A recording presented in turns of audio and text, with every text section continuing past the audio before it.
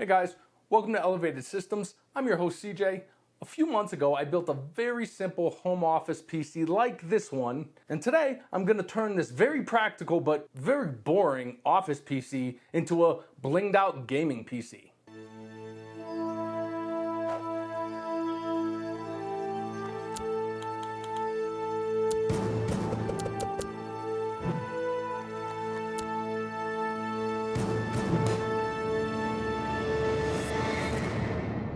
So, a couple of things right up front. First, this is not a guide on how to turn a commercial pre-built office PC like a Dell or HP or Lenovo into a gaming PC. Those systems tend to have proprietary components that make it more difficult to modify. So if you have one of those and want to convert it, you can very likely find a specific video or guide for your particular model. In this video, I'm going to take this custom-built PC using standard off-the-shelf hardware and upgrade it using more off-the-shelf hardware. Also, as opposed to most of my build guides that tend to focus on price to performance in PC building, this build is also going to focus on some ways you can cost effectively improve the aesthetics of your gaming PC, because while I can just pop this thing open, plug in a graphics card, close it up and call it good, some people actually want their gaming setup to, well, look good. So let's crack this puppy open and see what we're working with.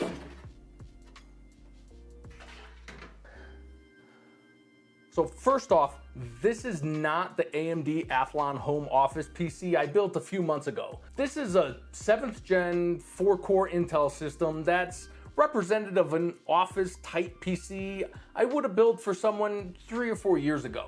You'll also see this massive 3.5-inch hard drive because, well, SSDs were expensive back then. There's also an EVGA 600 watt power supply, which is admittedly overkill for this system, but I put it in here because of the ugly rainbow bright cables. I want to show you how to cheaply fix the ugliness.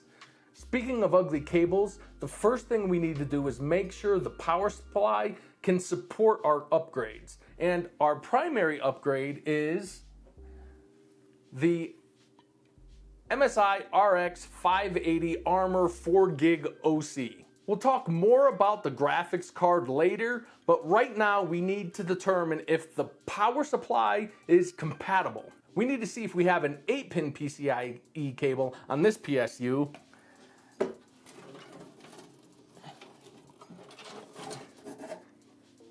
And we do. Now, in some older power supplies, this may only be a 6-pin cable, or you may not have one at all.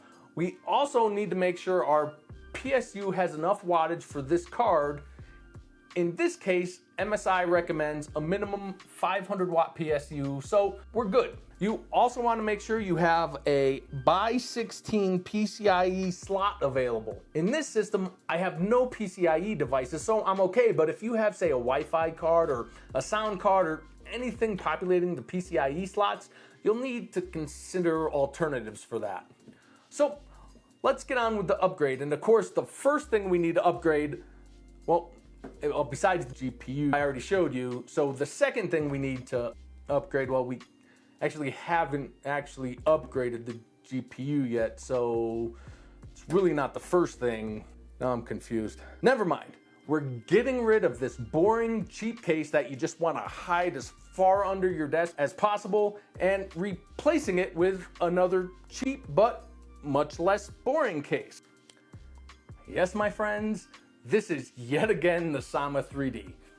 It's a staple on my channel at this point, but really it's just representative of what I feel a good budget-friendly PC enclosure is. Let me point out some of the characteristics that, in my opinion, make it a good case. It has a full mesh front panel combined with the 3 included fans and support for 3 additional fans, 2 at the top and 1 in the rear if positioned as exhaust fans, provide ideal neutral airflow and ample ventilation for most systems. It has a full tempered glass side panel, not the acrylic typical for this price point. It has a PSU shroud, or basement as I like to call it, for not just hiding your PSU, but all your excess cables.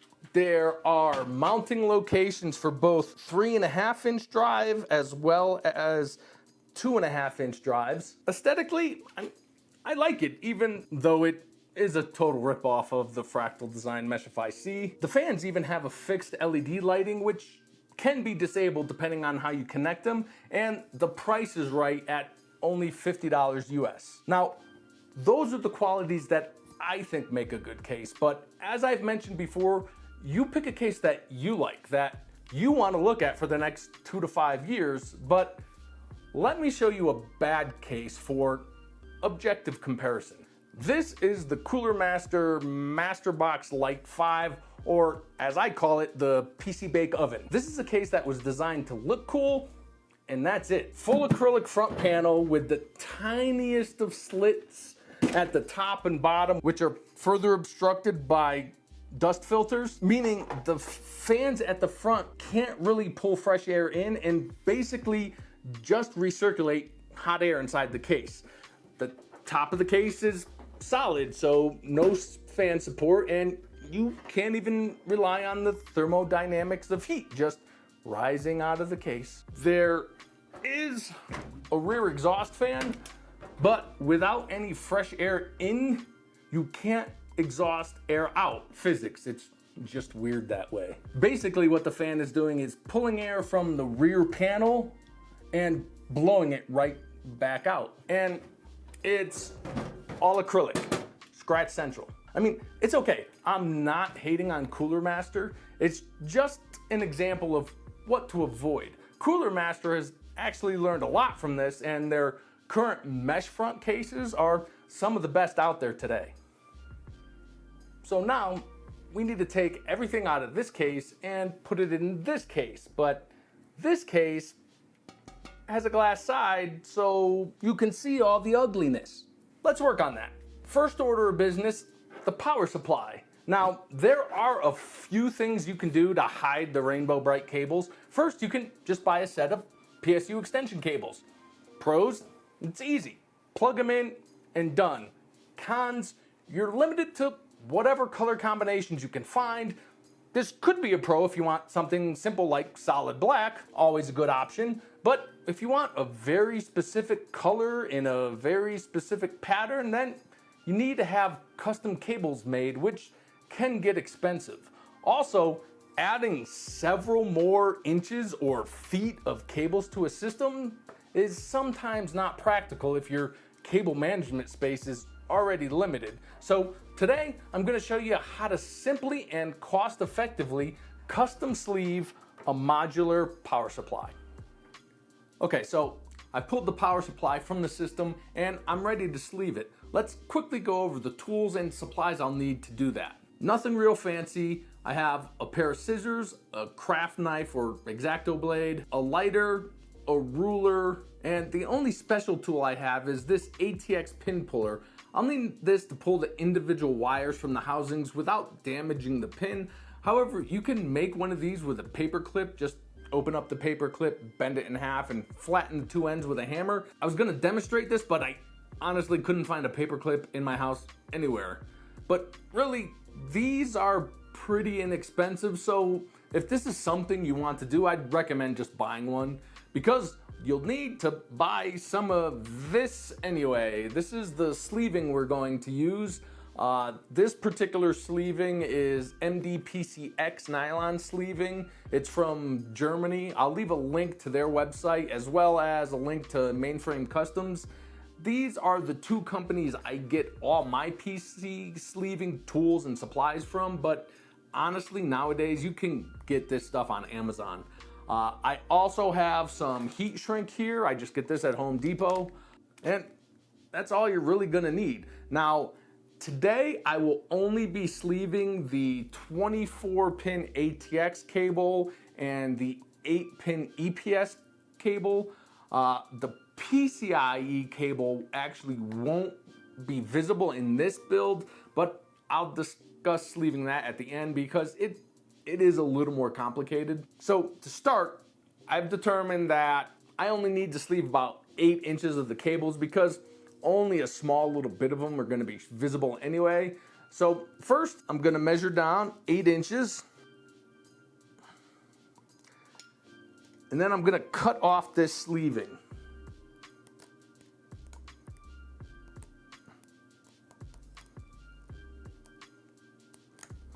I'm also going to carefully remove this big piece of heat shrink here. Just want to slice through this a little bit at a time so I don't cut down into the wires.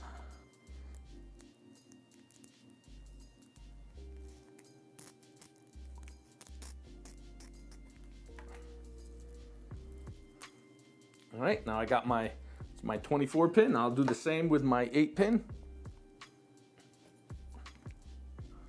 All right, now I have my wires exposed. Now I need to choose my colors and patterns. I've gone with a simple gray and black because it'll match the color scheme of the motherboard pretty well. Now, back in the day, I used to have a set of colored pencils and some sketch papers, and I'd take time to draw out my cable pattern. Now I just use the online cable mod cable configurator. I know, right? The irony. I'm using their tool to make it easier for me not to buy their product. Anyway, this is the pattern I'm going with today. So that means I need 20 black pieces of sleeving and 20 gray pieces. So I'm gonna measure out an 8-inch section of sleeving.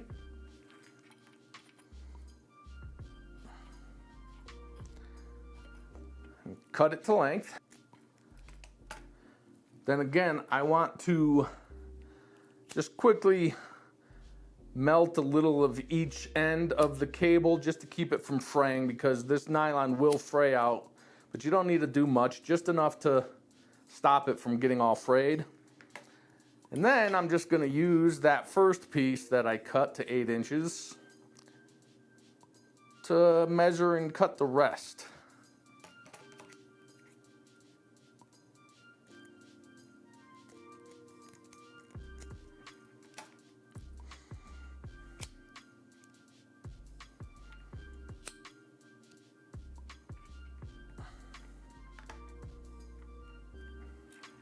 And through the magic of TV, I have all my pieces of sleeving. All right, so today I'm going to start with the 24-pin ATX connector. Now, you can either pull all of the wires at the same time and then sleeve them all and then put them all back into the housing. This is what I usually do, but I'm very familiar with the pin out of the power supplies. To make it easier for most people, you can just do it one at a time. So what I'm going to do is I'm going to use my pin puller. I'm going to put that pin puller down on either side of that pin all the way down, and now I'll just be able to pull that pin right out without damaging the little wings on the side of the pin that hold it in. So my first is a black sleeve, so I just want to slide on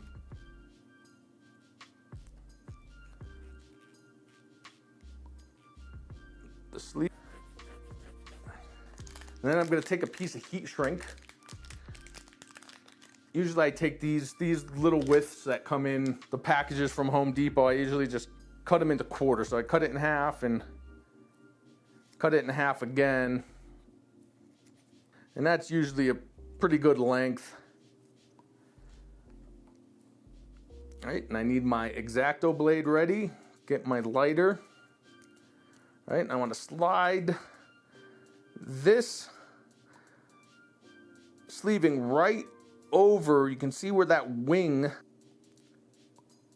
connects to the wire. I want to slide that right over that, but not quite over this little set of teeth there.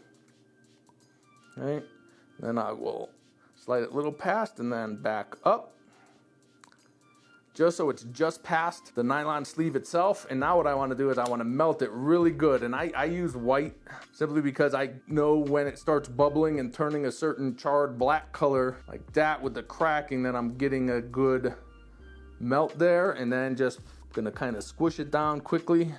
And then I want to cut this off and pull that piece of heat shrink right off before it completely cools. Okay, now you might have a little pieces of frayed ends on your nylon, so you just hit it with a little more heat, melt those right off, and that should hold pretty well right on there. And now I'm gonna take a second piece of my heat shrink. All right, now I just wanna slide down so it's not loose, slide on my black heat shrink, and then shrink the heat shrink. Now this time you don't have to melt it, you just need to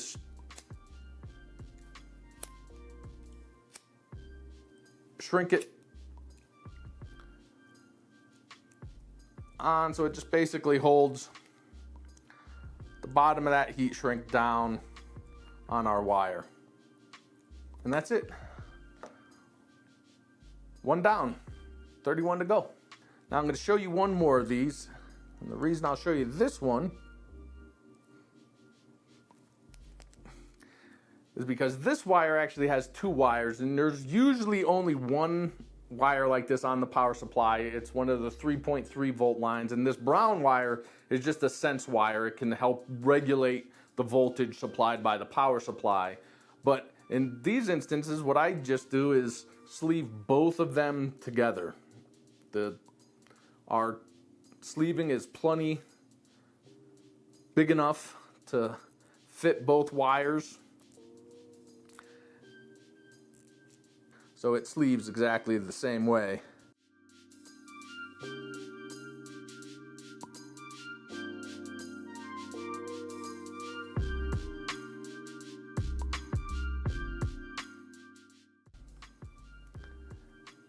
Add my bottom piece of shrink wrap, or heat shrink.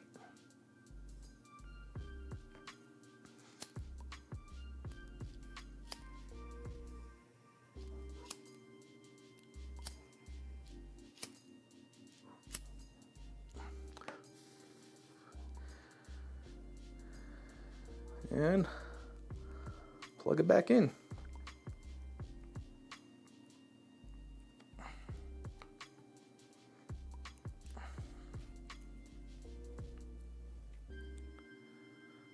To finish off the cables, I added a couple of clip-in cable combs to help sort and train the cable. Typically, I would bind the cables with 7/8 heat shrink. However, as both I and my local Home Depot were out of that, I alternatively just used a simple zip tie to tie all the wires and cable sleeve together.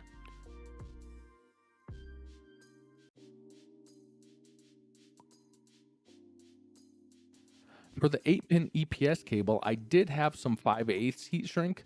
I simply slid each wire through the sleeve after sleeving it prior to reconnecting it to the housing.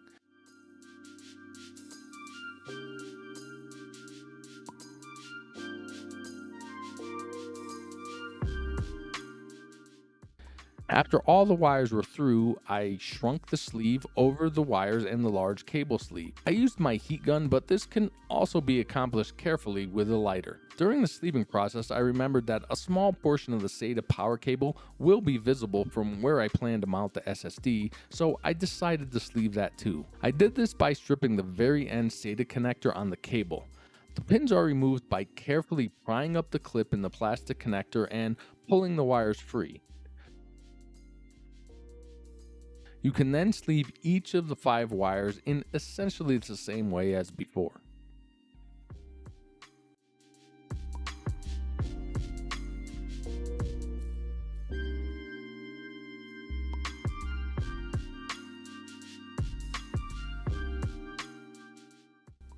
Okay, done.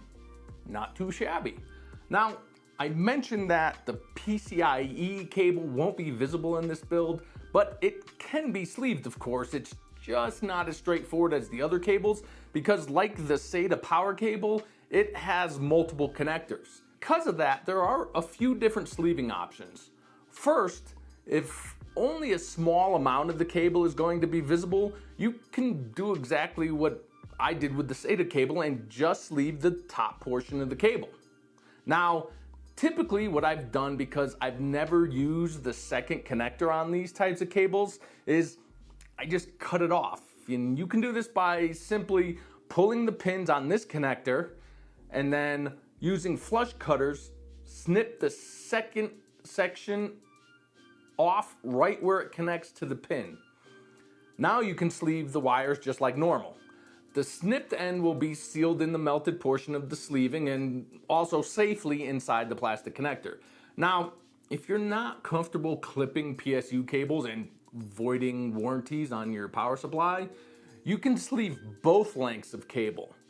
So once you strip off the large sleeving and the heat shrink, you'll pull the wires from both connectors on either side, and then you're gonna take and slide your sleeving over both sets of wires all the way until it passes the small section, so you can pull that section back out and then slide it up and connect it with heat shrink at the second set of connectors. Once you do all 8 that way, you can then sleeve the second set of wires normally. Now, the disadvantage of this method is that you can't really use the heat shrinkless method here, so you're gonna have heat shrink visible. Okay, so the last thing I wanna do to dress up this power supply is remove this sticker here, because it's going to be visible in the case we're using. So you can simply peel the sticker off and then use some alcohol to clean up any adhesive left on the power supply. I want to save this sticker, so I'm going to use a hot air gun to warm up the adhesive.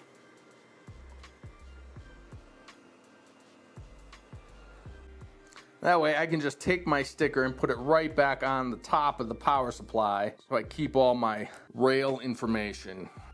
Then I have a nice clean side of my power supply.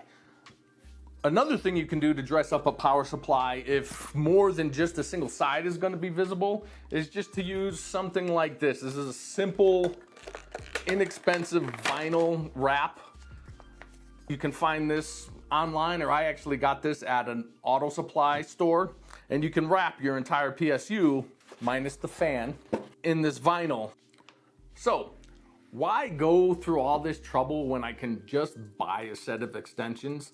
Well, besides the negatives I already pointed out, there's just something satisfying about creating something yourself with just a little work. I can look at these now in a PC and say, yeah, I did that. Also, this entire project cost under $10. It's about $6 in sleeving and another $4 in heat shrink.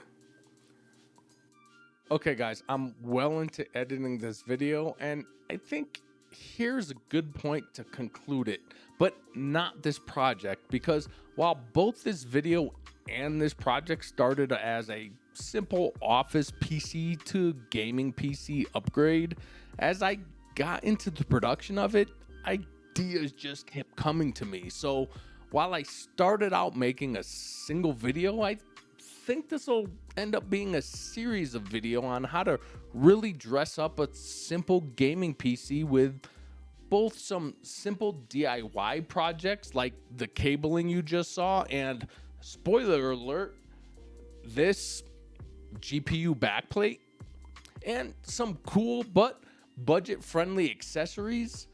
So make sure to hit that subscribe button so you don't miss the next installment of what should be no more than a 3-video series, especially because this is actually my son's computer I'm upgrading and he'll eventually miss it. Surprise, kiddo. Anyway, guys, I hope you learned something. That is why I do what I do, and I hope to see you in the next one.